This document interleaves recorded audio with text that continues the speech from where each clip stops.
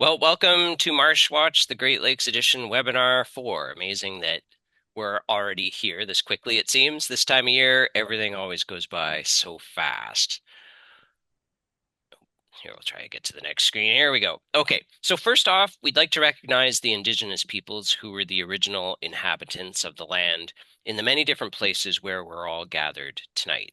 We won't attempt to identify all of the many dozens, perhaps hundreds of different communities, but we encourage you, of course, to learn more about the peoples who originally occupied the lands where each of you is currently located. And as we've said all along, we very much hope that through birds and a shared love of nature, that we can all come together in a spirit of respect and reconciliation. Just as a reminder, I'm Doug Tozer. I'm Director of Water, Birds, and Wetlands at Birds Canada, and with me today is my longtime friend and colleague, Kathy Jones, who is volunteer manager and biologist here at Birds Canada. Both Kathy and I really love wetlands and the wildlife they support, so we're very much looking forward to our time with you during this fourth webinar of the Great Lakes edition of MarshWatch. As always, we have a lot to cover, so we're going to dive right into it in just a few moments. If you're looking, of course, for a more formal, detailed introduction to the program, then please watch or rewatch the beginning of Webinar 1, which gives an overview of everything. Webinar 1 is available as a video on the Great Lakes MarshWatch webpage by going to the bottom of the webpage where the videos are all listed. The URL is at the top of the screen here. Also, a reminder to you that on the Great Lakes MarshWatch webpage, there are some other videos with additional information that we do not cover in the webinars, such as a video that explains how to submit a checklist of your observations to Birds Canada's Nature Counts data platform, and another video that introduces birding basics, like how to use binoculars and where to find good bird guides and that kind of thing. And you can find these two videos under the Resources tab on the right-hand side of the Great Lakes MarshWatch webpage. As a quick reminder, the program consists of 5 bi-weekly webinars, and in between each webinar, we encourage you to visit a wetland of your choice to practice your bird and frog identification skills and to submit a checklist of your observations using Birds Canada's Nature Counts open data platform. Although visiting wetlands and submitting checklists is entirely optional and completely up to you, we're obviously in webinar 4 as I speak. In webinar 1, 2, and 3, we learn various bird and frog species. And here in webinar 4, we'll learn 12 more species and 2 more frog species. It's a decent number of species, but as with the previous webinars, we're going to build things up carefully with a good foundation, and hopefully the approach works well for you. So here we go. A fairly easy one to start, least bittern, one of my favorites. This is one of our heron-like birds because it has a long beak and long legs. It does technically have a long neck too, but most of the time it hunches its neck down, making it look short-necked, or as if it has no neck at all, as in the rightmost photo here. Males have black crowns and black backs with rich chestnut, creamy, or even orangish, really, patches and streaks on the face, chest, and parts of the wings. Females have brown caps and backs. There's a young female on the bottom left there. This species is notoriously secretive, so you'll be very lucky to see one. Although every once in a while they do come out and show themselves quite well. So if you get lucky or in the right place at the right time, you can get a really good show. Most of the time they stay really, really hidden. Luckily, they have a very distinctive, low, repeated guttural call. Be aware that this call is often really quiet, and you often need to make a special effort to detect it amongst the many other louder calls that normally occur in a busy marsh setting. So here it is, and hopefully our technology will work, and you're going to hear this.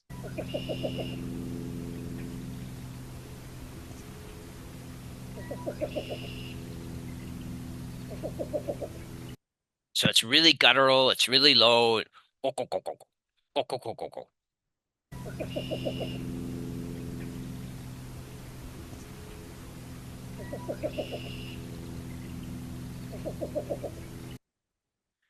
All right.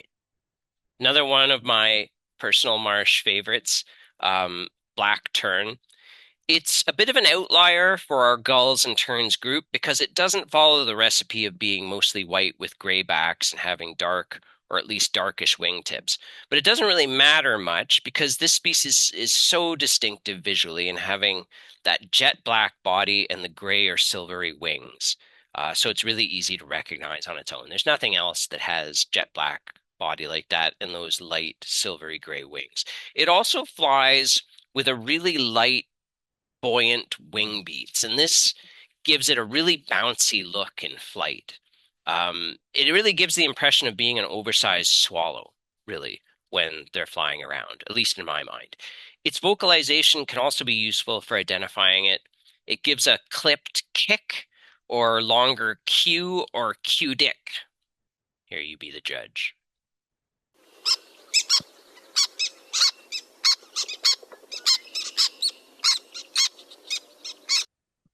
It's not like a real smoking gun way to say for sure those vocalizations are a black tern, but if you get sort of that quality in your head, it can be easy to pick that call up when they're in a marsh and draw your attention to them. We'll listen to it once more here.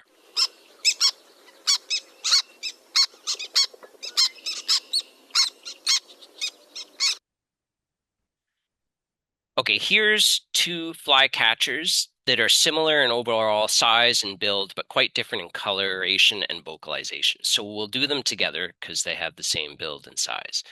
Eastern Kingbird and Great Crested Flycatcher. They're both in our songbird group because they're relatively small, a little bit smaller than a robin or so. They perch on things and they have fairly musical vocalizations. They both give a big-headed, chunky look and often raise their head feathers, which gives their heads a crested shape. And they both spend lots of time in the open where they're easily observed. And being flycatchers, they typically sit in one place, zip out to catch insects on the wing, and then return to their original perch. The eastern kingbird is black and gray above and white below, with a distinctive white tail band at the end of its tail. And that's visible, that white tail band's visible when it's flying or sitting. Really good mark. The great crested flycatcher has bright lemon yellow underparts, a grayish face and neck, and reddish orange tail and wing feathers. The eastern kingbird gives various vocalizations described as high sputtery notes followed by a buzzy zeer repeated many times.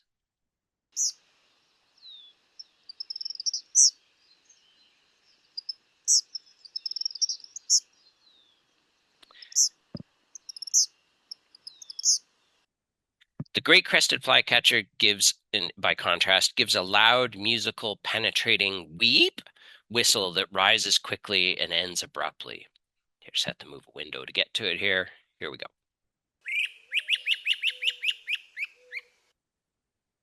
So just to review, the eastern kingbird gives high sputtering notes followed by a buzzy zeer repeated many times. Sounds like this.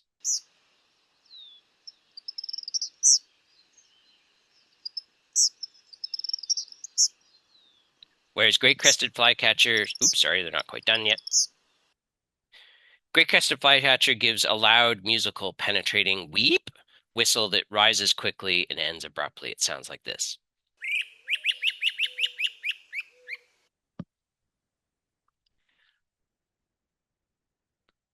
Here's two warblers that we'll look at together, common yellowthroat on the left and yellow warbler on the right.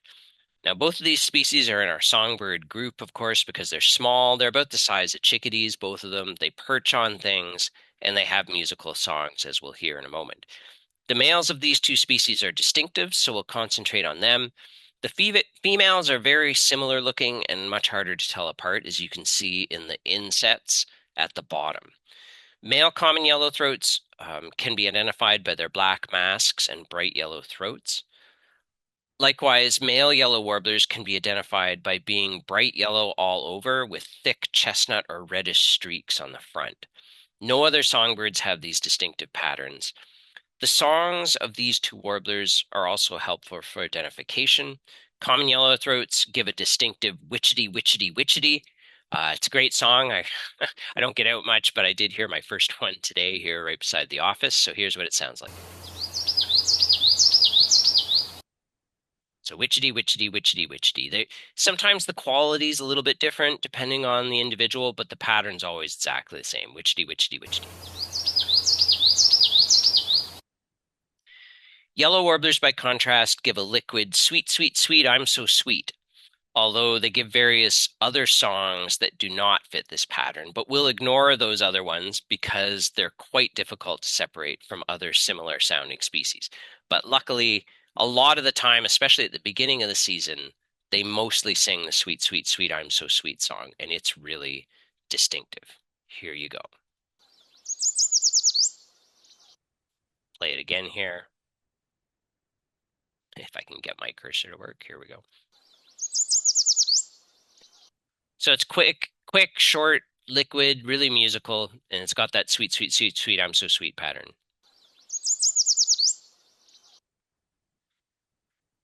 Okay, these two flycatchers look nearly identical. In fact, some individuals are indistinguishable even when you catch them and you have them in the hand, and when you can take precise measurements.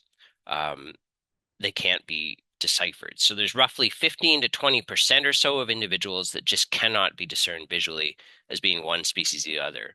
In fact, these two species were considered a single species called Trails Flycatcher until the 1970s, when they were split into Willow and Alder Flycatcher. The surefire way to tell them apart is through their vocalizations. The songs are very distinctive.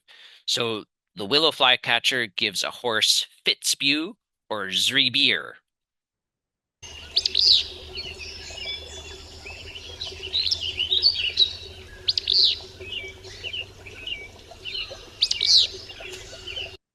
Sounds like Fitzbew to me.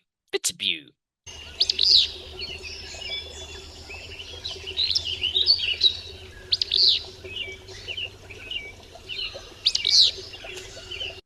Okay, so that was Willow Flycatcher, whereas Alder Flycatcher gives a burry Weebio or Rebeor. Sounds like I prefer Weebio.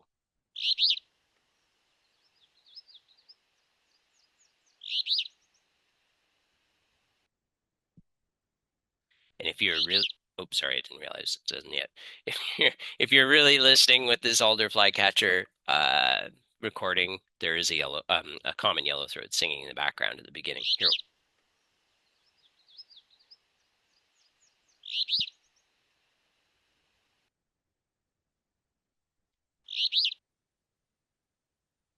Another thing that helps with identification is willow is more common in the south where farmland dominates in our region, whereas alder is much more common in the north where forest dominates, especially on the Canadian Shield and north.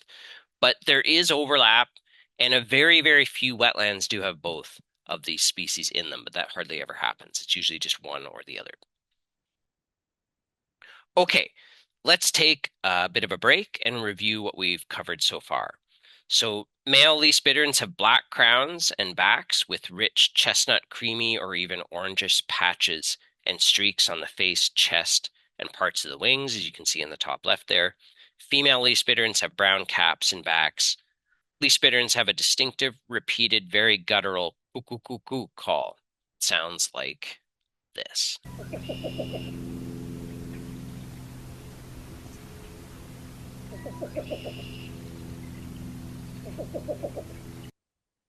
Black tern is distinctive visually in having a jet black body and gray or silvery wings.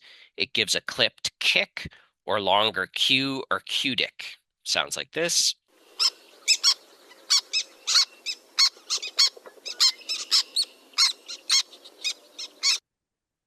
Eastern kingbird is black and gray above and white below, with a distinctive white band at the end of the tail.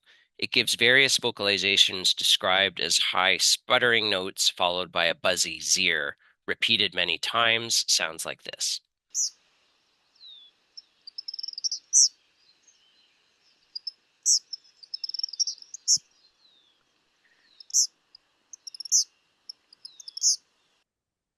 Great crested flycatcher has a bright lemon yellow underparts, grayish face and neck, and reddish orange tail and wing feathers. It gives a loud, penetrating weep whistle that rises quickly and ends abruptly and sounds like this.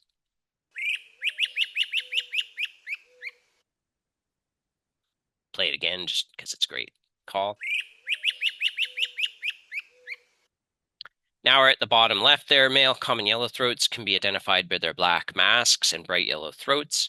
Common yellowthroats sing a distinctive witchety, witchety, witchety song. Sounds like this. Move over one there. Male yellow warblers can be identified by being bright yellow all over with thick chestnut or reddish streaks on the front. Yellow warblers sing a distinctive sweet, sweet, sweet, I'm so sweet. Sounds like this.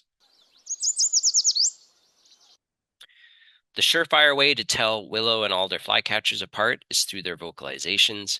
The songs are fairly distinctive. Willow flycatcher gives a hoarse fitzbew or zreebier.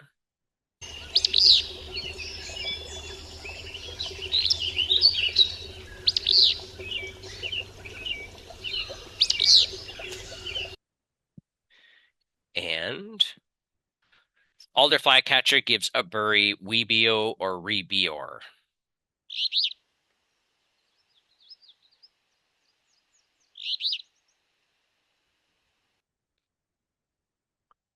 Okay.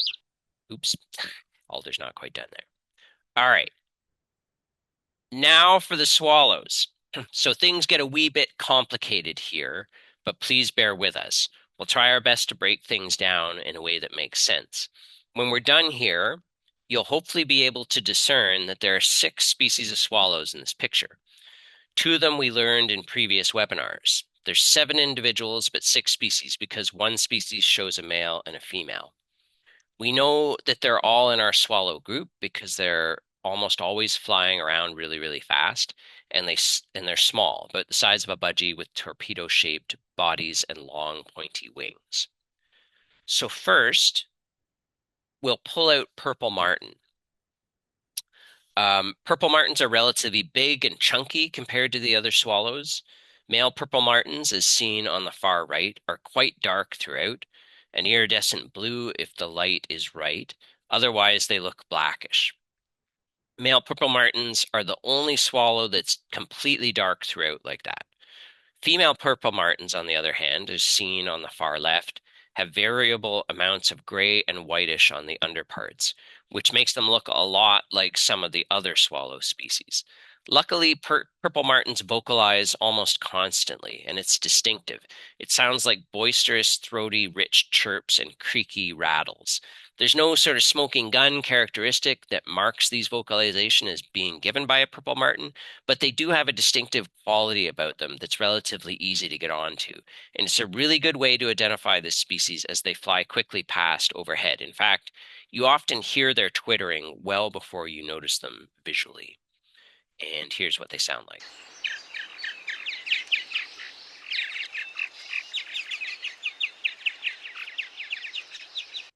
I don't know, there's just, to me, there's something just really rich about the quality of that twittering that doesn't sound like much of anything else. Here, we'll listen to them again.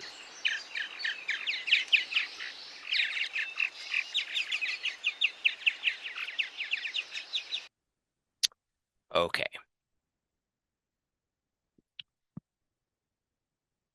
Okay. 3 of the remaining 5 swallows are fairly distinctive, and 2 of these we've already covered in past webinars. We covered tree swallow in webinar 2, our only swallow with clean white underparts. And we learned barn swallow in webinar 3, our only swallow with a deeply forked tail. The third, sort of what I think of as fairly distinctive swallow, is cliff swallow, shown here in the 3 right photos. The cliff swallow can be easily identified by its bright orange or cinnamon rump, which is often visible to the eye even without optics as they fly by. And it's discernible at a long distance in your binoculars as well. So it's a very useful field mark. The cliff swallow also has a rusty face and a small white patch on the forehead that you can sometimes see when they're up close. But that orange rump, none of the other swallows that we regularly have here has a big orange rump like that. It's really obvious. Cliff swallows give a short chirr, especially when they're around nests, which can be another good field mark. It sounds like, if I just have to move a window to get to the sound thing, it sounds like this.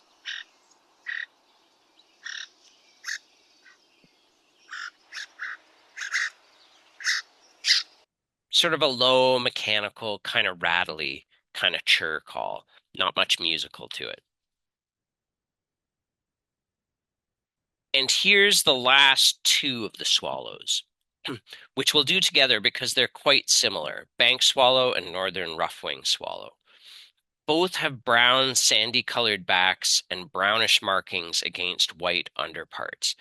The key to telling these two brownish species apart visually is the nature of the brownish markings against the white underneath. In bank swallow, seen here on the left, there's a neat brown chin strap, or in other words, it has a brownish line that goes across just below its throat, which leaves its throat whitish. The chin strap is visible at long distances in flight, as well as when it's perched. By contrast, northern rough-winged swallow, shown here on the right, has a soft, indistinct, dusky brownish wash over its throat and upper breast. So to review, bank swallow has a brown chin strap and white throat, whereas northern rough-winged swallow has a dusky brownish wash over its throat and upper breast, making its throat brownish, not white. Vocalizations can be useful for identification of these two swallow species once one gets onto them. Bank swallow gives a harsh, guttural that's often strung together into a long series. And one often hears this well before noticing the bird visually, especially when they're flying over quite high, which happened exactly what happened to me today when I stepped out of the office. I had my first bank swallows go over for the year, and I heard them well before I ever noticed them visually because I heard the call. It sounds like this.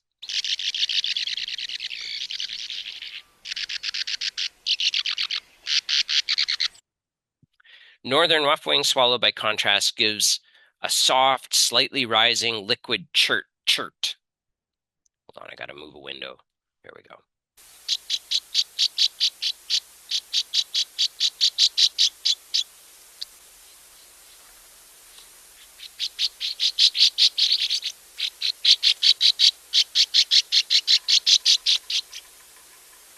And it really is a good vocalization to get onto. I heard two at a bank just right by the office here today, and that's exactly what they sound like. Chirp, chirp, chirp, chirp, chirp, chirp, chirp.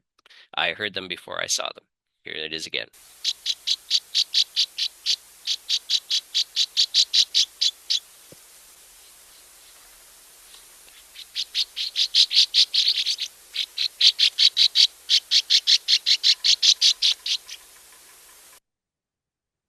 Okay. Okay, let's take one of our little mini breaks here, and we'll review all of these swallows here, including the two from the previous webinars for completeness. So we started with purple martin, a male and a female of which are seen here at the top left. Male purple martins are quite dark throughout, our only swallow that looks uniformly dark overall. Female purple martins, on the other hand, have various amounts of gray and whitish on their underparts.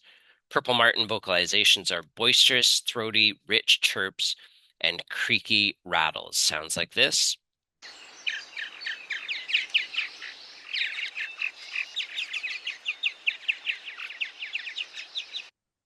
Then we looked at three swallow species that are fairly distinctive: tree, barn, and cliff, shown here along the bottom.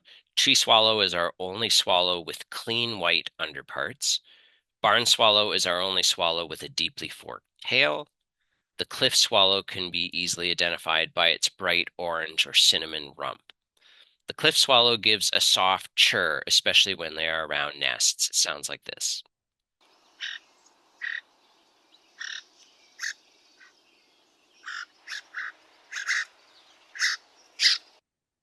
Then we looked at bank swallow and northern rough-winged swallow, which are similar looking because they both have brown sandy colored backs and brownish markings against whitish underparts. The bank swallow has a neat brown chin strap and white throat, whereas the northern rough-winged swallow has a dusky brownish wash over its throat and upper breast, making its throat brown, not white. Bank swallows give a harsh guttural that is often strung together into a long series. It sounds like this.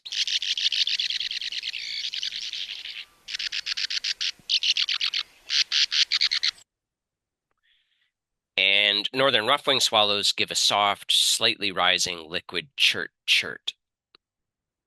Sounds like this.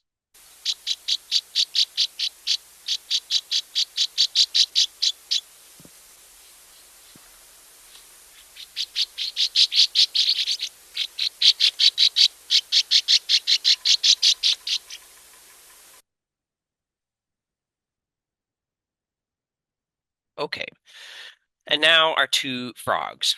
Bullfrog, which some sources now refer to as American bullfrog, and green frog. These two species start calling much later in the season than our other frogs, which is why we saved them for the fourth webinar. Despite looking similar, they have distinctive vocalizations. Visually, they're most easily told apart by the presence of a ridge running from the eye back to the rump in green frog, which you can see on the right there with the white arrow, but that's completely absent in bullfrogs. Bullfrogs give a very low two-syllable rum or juggarum. Sounds like this.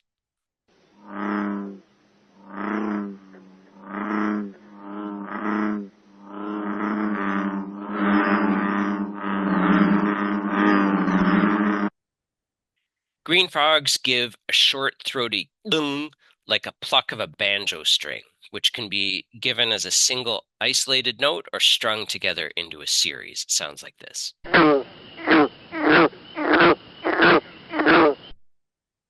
Play it again. It's such a good one. Really does sound like a banjo string, like boom.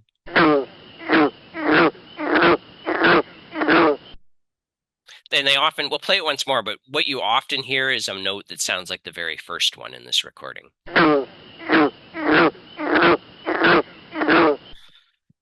Okay. There you have it. Believe it or not, we've now covered all the species we're going to cover. 60 bird species and 8 frog species. Actually, in the end, I think it might have been 59 birds and 9 frogs, but anyway, who's counting? It's close enough, right? What we're going to do now is change gears a bit and learn about the biggest threats and issues that marsh birds and frogs face in the Great Lakes region, and some of the ways that conservation organizations, including Birds Canada, are going about trying to mitigate these threats and issues. As we said in one of the earlier webinars, it's one thing to be able to identify the critters you're observing in the region's marshes, but it's important to know a little bit about the bigger picture as well. So here we go. Probably the single most important issue that marsh birds and frogs face in the Great Lakes region is wetland loss and fragmentation.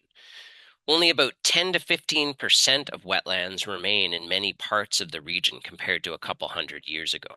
I mean, think about that. Only 10 to 15% remain. That means, 85 to 90% are gone. So we now have far fewer wetlands, and the remaining ones are farther apart, which poses all kinds of challenges for the marsh birds and frog species we've been learning about. Non-native invasive species are also a big issue. For example, non-native invasive Phragmites or common reed, seen here, tends to take over wetlands and push out the original vegetation preferred by many of our marsh birds and some of our frogs. As more and more of our remaining marshes are taken over by Phragmites, we end up with fewer and fewer of the marsh birds and some of the frogs we've been learning about, mainly because the structure of invasive Phragmites is not to their liking, seeing as it's so thick with almost no openings, as you can really appreciate from this photo. Pollutants and pathogens are a big issue. These include literally hundreds of different nasty things like fertilizer and pesticide runoff, microplastics, flame retardants, forever chemicals, botulism, BD fungus, avian influenza, and on and on and on. There's a big long list. Every year, more and more of these many different nasties pop up and get added to that already long and diverse list. Quite a few of them are known to reduce the survival and or the reproduction of the marsh birds and frogs we've been learning about. And finally, climate change is probably the single biggest unknown in terms of issues for marsh birds and frogs. And because of its uncertainty, it may very well end up being the most impactful issue that these animals face in the future. The best information currently predicts that we'll have more extreme weather in the future, more high highs and low lows, so to speak, for temperature and precipitation and so on. What all this will mean for the marsh birds and frogs we've been learning about is hard to know, but it probably won't be a bunch of good news. And whatever extra stress the expected climate change extremes bring for these animals, it'll be on top of or in addition to the other issues we've just described. In other words, the expected extremes in climate will bring additional stress added on top of that caused by wetland loss and fragmentation and non-native invasive species and pollutants and pathogens. So when you add all this stuff up, it's quite a bit for these animals to handle. But luckily, there's some good news in this too. There's a lot of really good conservation work being done that's helping marsh birds and frogs cope with these many different threats and stressors. For example, to mitigate wetland loss, a good number of wetlands in the Great Lakes are now being restored in places where they've been lost. In other words, in places where there were once wetlands and they were subsequently drained and filled for other purposes, they're now being rebuilt or restored back to wetlands. This is a very effective way to slow down the declining trends we're seeing in wetland extent, which of course translates into more marsh birds and frogs because these animals are really good at finding new wetlands to colonize once the wetlands have been restored and brought back to life. It's especially true of birds, of course, because they can fly. Folks in the wetland conservation business often joke by saying, build it or restore it, and they will come. And that is true to a fair extent. To mitigate frog mortality along roads that are built through parts of wetlands, wildlife fencing and underpasses are being installed in certain places to help guide frogs safely across roads. For example, before anything was done about it, at the base of Long Point on Lake Erie, an unimaginable 10,000 frogs were killed per year along a 4-kilometer stretch of road through the marsh. That's equivalent to about 12 frogs dying per day for months on end, astronomical numbers. But evidence suggests that fencing and underpasses, such as the ones you see here, can reduce frog mortality along busy roads by up to about 80 to 90% if everything works out as planned. In the case of Long Point, that would be equivalent to saving the lives of 8,000 to 9,000 frogs per year, or saving 10 to 11 frogs per day for months on end. That's not 100% elimination of frog mortality, which would be ideal, of course, but it's still pretty good. Underpasses and fencing have been installed at Long Point, and they are having the desired effect. This isn't Long Point you're seeing in the pictures here. This is actually an example of a project in Vermont. To mitigate non-native invasive Phragmites, the plant's being controlled with herbicide in places where the most biodiversity is at stake. Now, although it may seem like one step forward and 2 steps back by using herbicides, which come with some of their own issues, it really is the only effective and efficient way of controlling the plant over large areas. And it does an excellent job of making wetlands attractive again to marsh birds, especially.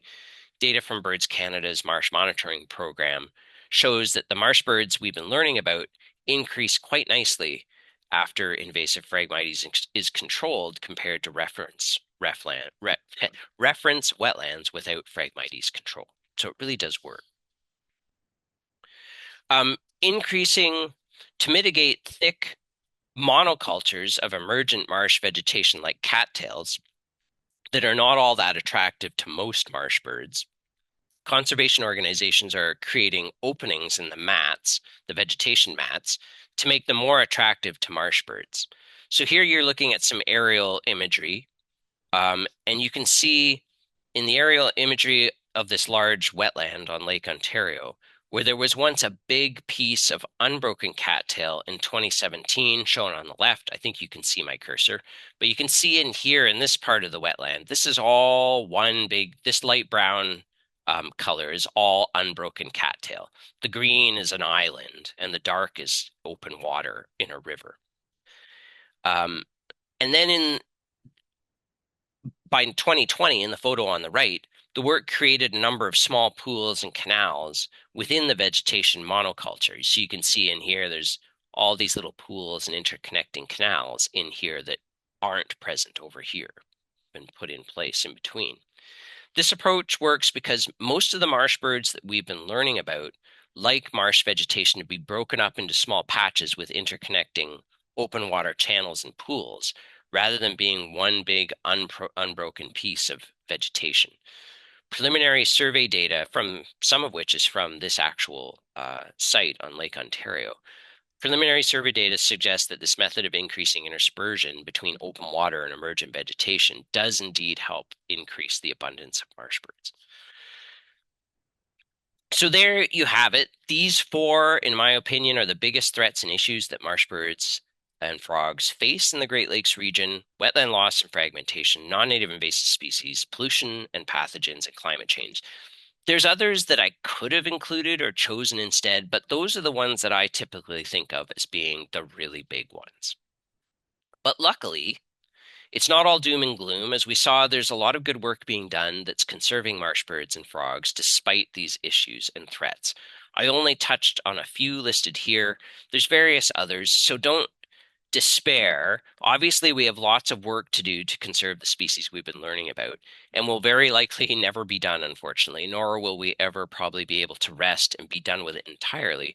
But we are making progress, and we must celebrate that. Okay. Now it's quiz time, followed by some informal discussion and time for questions. And not to worry, as we always say, these quizzes are just for fun, no pressure at all. We're not going to pay any attention to the marks or anything. It's for fun and learning. I'm now going to turn things over to Kathy, who will explain how the quiz is going to work. And that brings us to the end of the formal part of the webinar. So we'll stop recording now as well.